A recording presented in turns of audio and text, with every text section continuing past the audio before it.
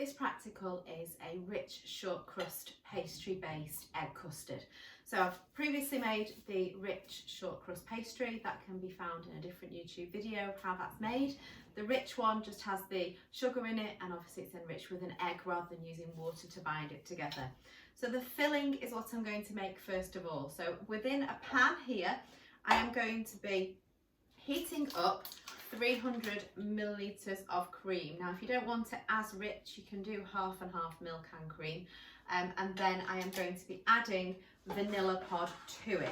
So the vanilla pod looks a little bit like a twig, but inside the vanilla pod are seeds, so we just need to be able to open those. We then put the pod into the cream as well, and that will infuse the flavour, so we get that real rich vanilla flavour coming through. So with a sharp knife, you just want to put an insert into the vanilla pod and just cut right the way down the centre. And it won't, as long as you don't press too hard, it won't cut all the way through.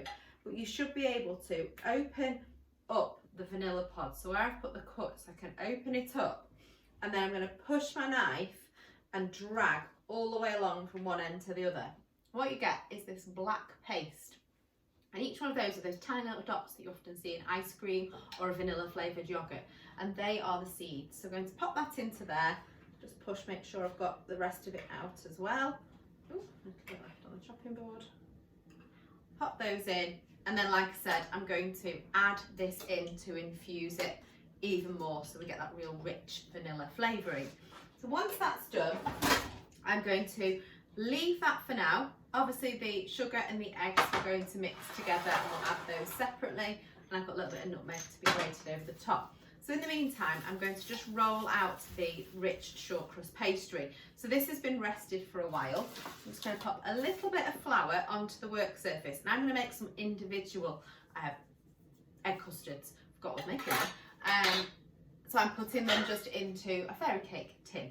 You don't need to do much with this if it's a non-stick one. If it's an older variety, then you can just sprinkle it with a little bit of flour just to give it a little bit of a barrier. Now, best thing to do is try not to roll all of it at once. A little bit of kneading. You don't want to warm it too much, because obviously that butter has got a very important job in coating the flour.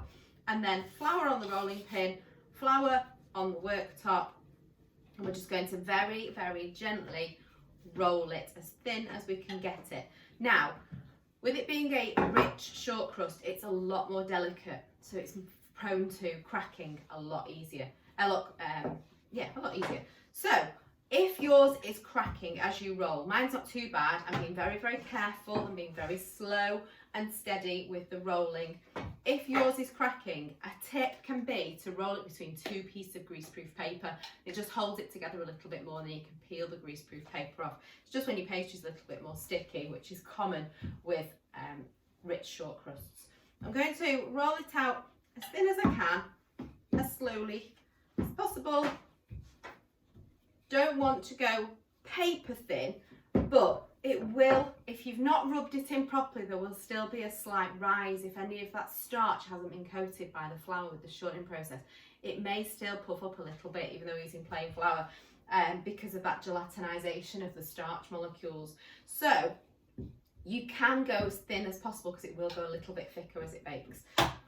If you've obviously rubbed in every single fragment of fat into the flour, then you might not see much of a rise. But we want to make sure that it's as thin as possible. And then all I'm doing is a large fluted cutter.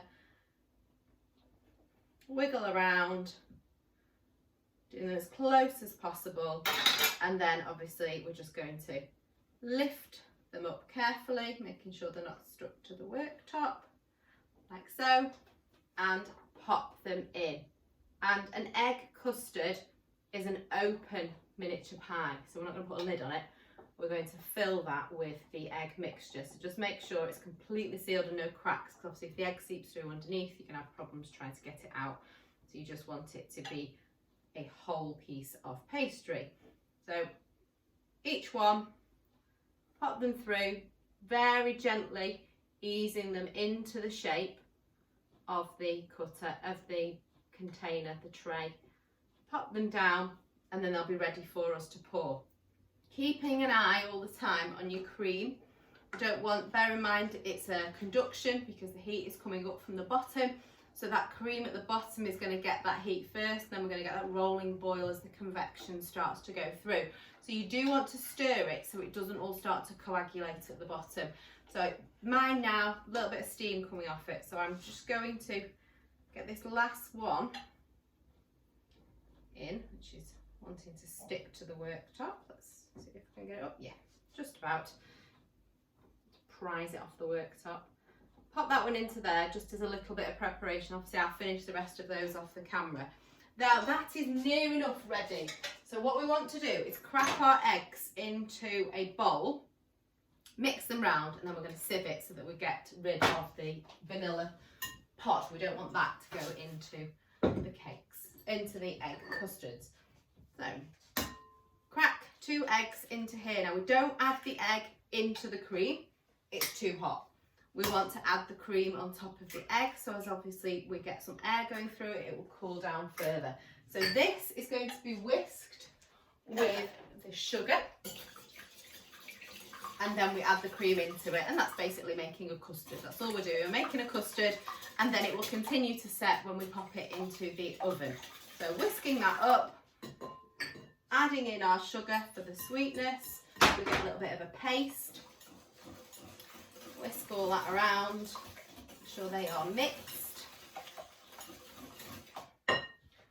Take this off the heat, allow that to cool just for a couple of minutes, and then we can add it. I'm going to preheat the oven in the meantime. Now, if I was making a large egg custard, 1 large tart, I would par bake the pastry first. It's called blind baking. Piece of greaseproof paper, baking beans, which you can buy in any supermarket, or dried chickpeas, anything like that that you can buy. Pop it in, you par bake it on its own so that you don't get the soggy bottom, and then you can obviously add the filling in and put it back into the oven.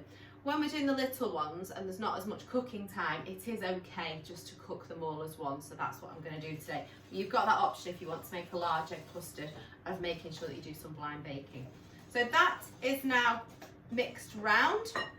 This is cool enough, so I'm going to add this into here gradually, and as I'm adding it I want to be distributing it straight away to prevent those eggs from scrambling. So I'm just going to keep stirring, keep it going all the way around, and straight away you can start to smell that custardy, lovely creamy smell. So I'm going to keep going, keep mixing. This is great where you've got 2 people in a kitchen, because you can have one of you can be mixing while the other one's pouring. Keep going all around, you're moving it, you're making sure lots of air is going through. Bearing in mind with eggs, obviously they start to coagulate at 60 degrees, that starts to set. So you want to be really making sure lots and lots of air is going through to cool these down, to prevent any sort of scrambled egg mixture. And we go through, and actually I've managed to catch the vanilla pod inside the pan, which is good. So I can still sieve it through. Sieving it will also, if you have ended up with any bits of the egg starting to scramble, that will just be held behind, so you get a really smooth custard going into your into your pastry cases. So now that's nicely mixed, what I'm going to do, obviously if you're making custard now, you pop that back on the heat and allow it to thicken. We're putting it in the oven so it can thicken in the oven, so there's no other part to do. So I'm going to just pour this through the sieve now with the jug underneath it, ensuring that I do it slowly so that I don't end up sloshing the custard down the side of the jug.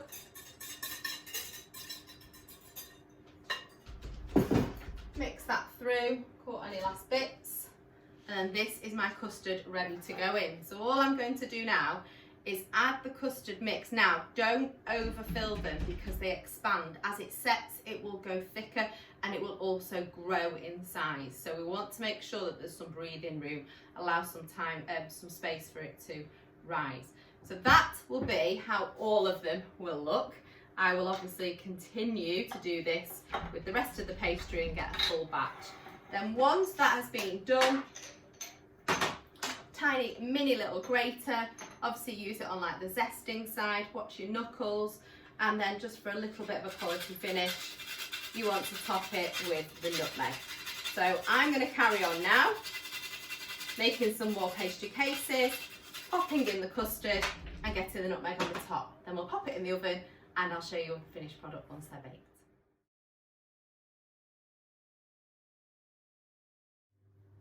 The egg custards have now been in for about 14-15 minutes. So I'm going to take them out. They're now slightly risen, golden brown, and the pastry should be cooked through.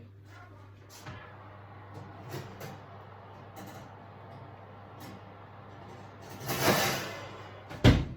you can see the gold colouring to them, the pastry, and what we really want to do is try and get them out of the tin, because if any of the egg has spilled over, it will still be slightly soft at the moment. Obviously we can get it out before it starts to set. So you want to use a spoon rather than a knife or a palette knife. Just because it's slightly round, it will go around the natural curve of the pastry for you to be able to pop them out easily onto a cooling rack. And by popping them into a cooling rack, we're getting that air filtering right the way through. It's going underneath them and hopefully prevent that soggy bottom, as the air will go underneath rather than having a little bit of condensation in if it stays in the tin. So we keep popping these out. Add a little bit more nutmeg if you want to, or just serve them as they are, and these are the egg custards.